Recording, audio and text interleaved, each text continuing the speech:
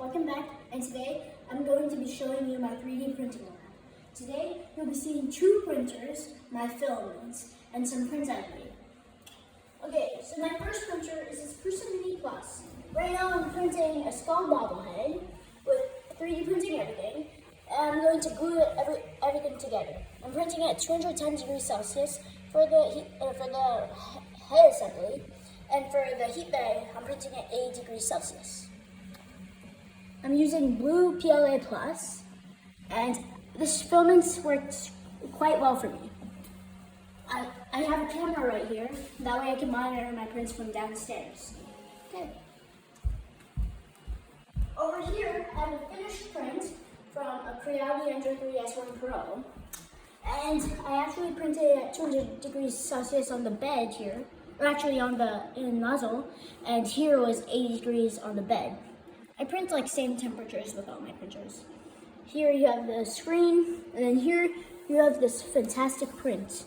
It's a rabbit with this matte black PLA.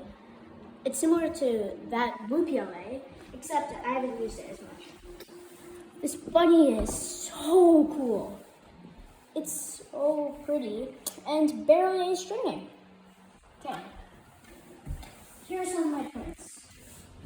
I have a copter with the driver assembly. So here you have the gear teeth on this key, and when you pull that, it turns a gear on the inside that transfers the power to turn this copter up into the air. Whoa! Okay, here I have a big blue bear. Also, I have a bobblehead. This is actually the result of what comes from that print over there. Here's a red bulldog that I 3D printed, and I 3D printed a big version of this on a pedestal for my principal last year, and she really loved it. Here is a big puzzle. This took actually 2 days non-stop to print, and the result was great, but I had so many fails. Here, this is a smaller maze, you can solve easily. Yeah. Here is a satisfying cup assembly on bearings at the bottom, and they're put together in such a way that they have gear teeth at the top. When they spin, they hold the pencils and it looks so pretty. Here is a toaster, or a test toaster. It tests your printer's abilities. I have gear teeth over here. There's overhangs in here, my printer's overhang ability. So, and here's clearancing on the other side right here. And then here, when you push this button, the toast pops out. Obviously, that's gonna happen with the toaster. Okay, so here is one of my greatest new creations. You have a small screw that pulls the marbles up when you spin this cap, and then they come through channels and comes all over again. So satisfying. Here we have a phone stand. This took about 9 hours to print actually. It's very useful.